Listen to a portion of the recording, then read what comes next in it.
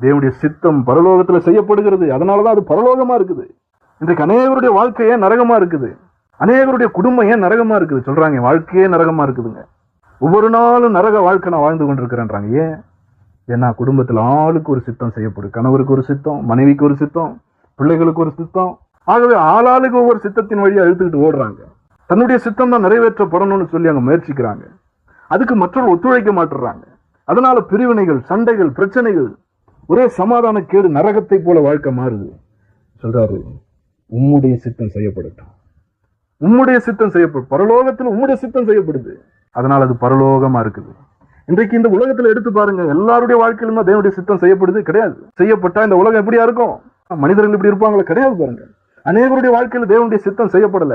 அதனாலதான் நரகமா இருக்கு. சொல்றாரு, இப்படி இருக்கக்கூடாது. தேவனுடைய சித்தம் உன்னுடைய வாழ்க்கையில செய்யப்பட வேண்டும். அப்பொழுது அது பரலோகத்தை போல மாறும். அப்படி மாற வேண்டும்னு விரும்புங்கன்றார்.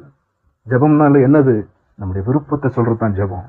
இன்றைக்கு நீங்க எதிர்பார்க்கிறீங்களா, ஆண்டவரே என் வாழ்க்கையில் உங்களுடைய ராஜ்யம் வரட்டும், இந்த ராஜ்யத்துக்கு உட்பட்டு நான் இருக்கிறேனே அதையெல்லாம் நான் அனுபவிக்கட்டும், அதை நான் அனுபவிச்சு பார்த்து மகிழ்ந்து இந்த ராஜ்யம் மற்றவருடைய வாழ்க்கையில வரட்டும்னு சொல்லி நான் ஜெபிக்கணும். ஆகவேதான் அப்படி சொல்லித்தராரு. இந்த ராஜ்யம் வருவதாக ஜெபம் பண்ணுங்க. உங்களுடைய சித்தம் பரலோகத்துல செய்யப்படுகிறது போல பூமியில செய்யப்படணும்னு விரும்புங்க. முதலாவது நீங்க அதை அனுபவிங்க, மற்றவர்களும் அதை அனுபவிக்க வேண்டும் ஜெபம் பண்ணுங்கன்றார். இதுதான் ஜெபம்.